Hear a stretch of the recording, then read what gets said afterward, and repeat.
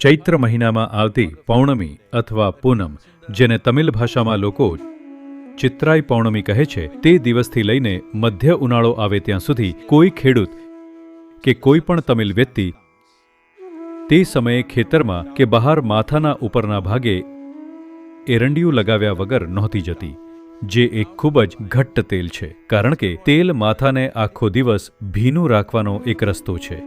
જો તમે પાણી નાખો તો એ 10 મિનિટમાં ઉડી જશે. એટલે બહાર જતા પહેલા તેઓ તેલ લગાવતા. આ સામાન્ય હતું કે ખેડૂતો હંમેશા તેમના માથા પર એરંડિયું લગાવતા.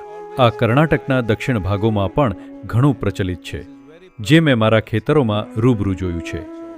મજૂરો માથા પર તેલ લગાવ્યા વગર ક્યારેય ખેતરે નહોતા આવતા. without oil on top of their head. એટલા માટે જ આ સંસ્કૃતિમાં તહેવારોને આ રીતે ગોઠવવામાં આવ્યા છે, એવી પ્રક્રિયાઓ બનાવવી, જેથી લોકો એવી રીતે જોડાયેલા રહે કે તેમના પર અમુક કુદરતી બળોની ખરાબ અસર ન થાય, પણ ઉલટાનું તેમને એ જ બળોનો ફાયદો મળે.